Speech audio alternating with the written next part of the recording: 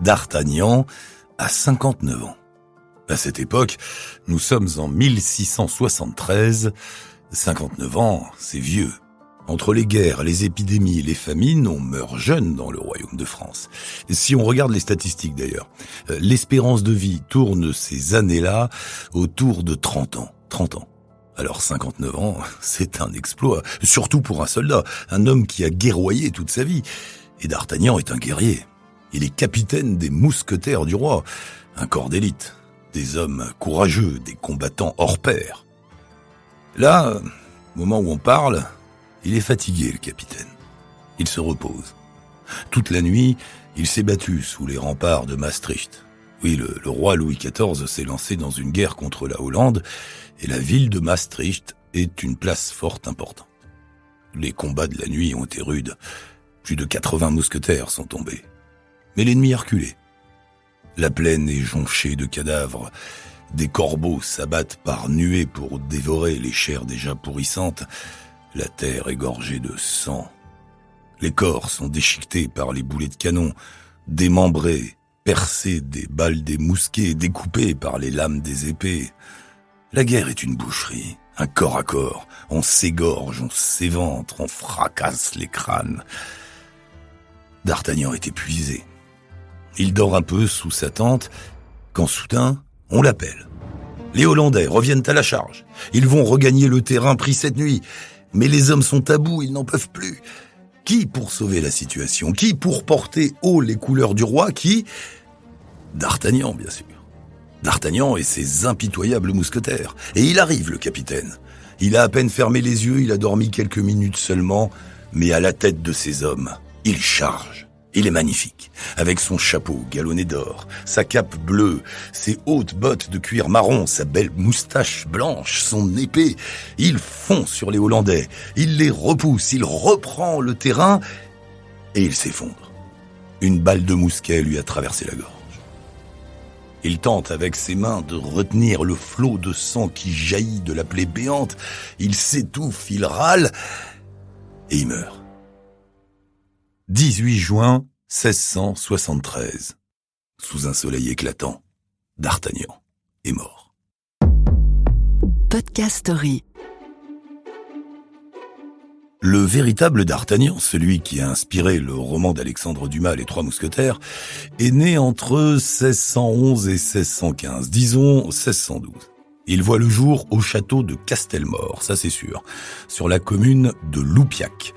Aujourd'hui, c'est le département du Gers, à l'époque, c'était la Gascogne. Oui, D'Artagnan est gascon. Et les Gascons, c'est pas détendre. Ils ont la réputation d'être bons vivants, ils mangent, ils boivent, ils gueulent et ils chantent fort. Mais ils sont aussi rudes, méfiants, pas commodes, quoi. Et c'est bien normal. Cette région de France, la Gascogne, a été balayée par les guerres depuis toujours. Les Romains, les Vandales, les Huns, les Wisigoths, les Sarrasins, tout le monde est passé par la Gascogne. Ajoutez l'un des fronts les plus mouvementés de la guerre de 100 ans, et vous comprenez que là-bas, on a appris à survivre. On fait pas dans la bienveillance. Le père de D'Artagnan est Bertrand de Batz, seigneur de Castelmort. Il épouse Françoise D'Artagnan, avec qui il aura 7 enfants, 4 garçons et 3 filles. À sa naissance, notre héros se nomme donc Charles de Batz de Castelmort. Son aîné, Paul, a déjà quitté la demeure familiale et sert dans l'armée du roi. Oui, c'est une tradition. Quand les fils grandissent, ils quittent la Gascogne pour se mettre au service du royaume. Il faut dire que ils n'ont pas beaucoup le choix s'ils veulent s'élever dans la société française. La Gascogne, c'est joli, mais c'est loin de tout et il n'y a pas beaucoup d'avenir. À l'âge de 18 ans, Charles, donc, prend lui aussi la route pour Paris, où il entre comme cadet au régiment des cadres du roi. Ce ne sont pas encore les mousquetaires, il doit d'abord faire ses preuves. Quand il signe sa lettre d'engagement chez les cadets, il n'écrit pas son nom, il n'écrit pas Charles de Batz. Il veut se démarquer de son frère Paul de Batz, qui jouit déjà d'une belle réputation à la cour. Charles, il veut se faire un nom à lui. Il choisit donc de signer du nom de jeune fille de sa mère, D'Artagnan. Voilà. Vous savez maintenant pourquoi D'Artagnan s'appelle D'Artagnan. Et les 3 autres? Athos, Porthos et Aramis ont-ils vraiment existé ? Eh bien oui. Oui. Athos de son véritable nom, Armand de Silègue d'Athos d'Hauteville, vient du Béarn. Il est issu d'une riche famille de marchands qui a acheté ses titres de noblesse. Athos a bien servi dans les mousquetaires. Il était contemporain de D'Artagnan, mais il était plus âgé. Il meurt d'ailleurs en 1643, 20 ans avant D'Artagnan. Il a lui aussi bataillé et vécu de nombreuses aventures, mais sans doute pas aux côtés de D'Artagnan, qui était donc bien plus jeune que lui. En revanche, Porthos avait le même âge, ou presque. Il est né en 1617 à Pau. Son véritable nom est Isaac de Porto. Il était dans les gardes du roi en même temps que D'Artagnan. Il est entré dans les mousquetaires au même moment que D'Artagnan. Ces deux-là se sont sûrement croisés. Quant au dernier, Aramis, lui aussi est béarnais et il se nomme en vrai Henri d'Aramitz, avec un Z. Il est né en 1620, donc pas beaucoup plus tard que D'Artagnan, et il a été mousquetaire durant les mêmes années que D'Artagnan. C'est donc certain, les trois mousquetaires ont bel et bien existé, mais seuls deux d'entre eux, Porthos et Aramis, ont pu être les compagnons d'armes de D'Artagnan. Dans la véritable histoire, les trois mousquetaires étaient donc bien trois et non pas quatre. D'Artagnan était-il fauché en arrivant à Paris ? Eh bien non. Dans son roman, Alexandre Dumas nous décrit un jeune homme peu fortuné, mal habillé, sur un cheval fatigué, un peu ridicule, un cheval jaune, dit-il. C'est sans doute exagéré. Si D'Artagnan n'était pas riche, il n'était pas pauvre non plus. Chez les Batz, la vie était rude, mais on possédait des biens. Il est donc certain qu'ils n'enverraient pas leur fils à la cour vêtu de haillons et mal équipé. Question d'honneur. Le véritable D'Artagnan est donc arrivé à Paris sur un cheval de prix, bien habillé, bien chaussé, et avec une bourse sûrement assez remplie pour exister dans le monde. Et puis il n'était pas seul, il n'était pas du tout perdu. Certes, il a dû être surpris, émerveillé en découvrant une si grande ville que Paris, lui qui n'avait jamais quitté les territoires peu peuplés autour de Loubiac. Mais il n'était pas complètement paumé.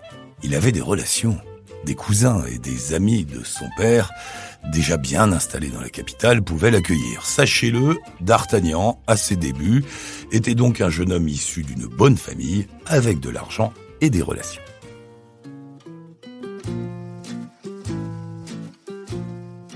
Une autre information que vous ne savez sans doute pas, c'est que D'Artagnan s'est marié et il a été père de famille. Et oui, on a du mal à imaginer l'aventurier romantique, le héros flamboyant, en pépère tranquille fumant sa pipe devant le feu entouré de ses mouflés. Et pourtant, en 1659, il a 47 ans et il épouse Charlotte Anne de Chancy. Charlotte Anne de Chancy. C'est ce que l'on nomme un bon mariage, un très bon mariage pour lui, pour D'Artagnan. Car Charlotte Anne est très bien fortunée.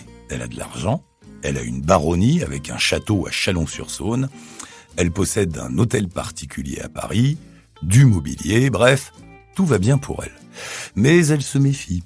Elle fait stipuler dans son contrat de mariage que ses biens et sa fortune ne sont pas partagés avec son mari, pas de communauté des biens avec un mousquetaire.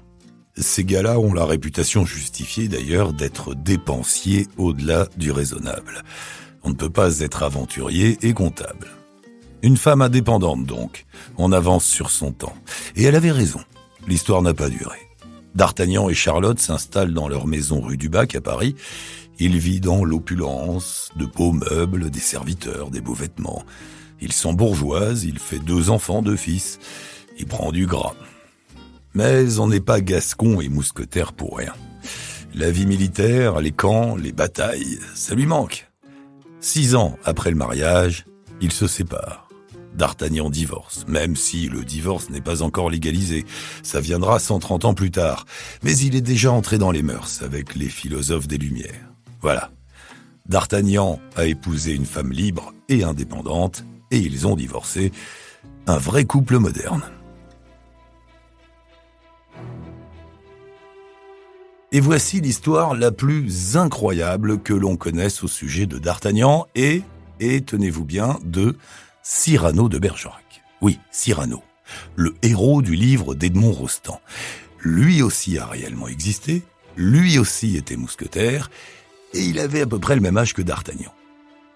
1640, la France est en guerre contre l'Espagne. Une des batailles les plus célèbres de cette guerre est le siège de la ville d'Arras, qui se terminera d'ailleurs par une victoire française. C'est aussi le baptême du feu pour D'Artagnan, c'est sa première véritable bataille. Et qui d'autre participe à ces combats ?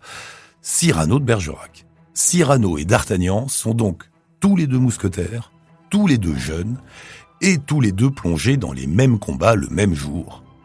Cyrano de Bergerac et D'Artagnan, les deux héros les plus populaires de la littérature française, se sont donc rencontrés, mieux, ils ont été compagnons d'armes dans la vraie vie. D'Artagnan a donc réellement existé. Alexandre Dumas s'est largement inspiré de lui pour écrire ses 3 mousquetaires, et quand on lui reprochait d'avoir, disons, malmené la vérité pour en faire un roman, il a eu cette réponse inoubliable. Je le cite, « Il est permis de violer l'histoire à condition de lui faire de beaux enfants. » Ces beaux enfants à lui sont Athos, Porthos, Aramis et D'Artagnan. Podcast Story. On a tous une histoire à écouter. Ne manquez aucun épisode de Podcast Story. Abonnez-vous et mettez 5 étoiles sur Podcast Addict, Amazon Music ou Spotify.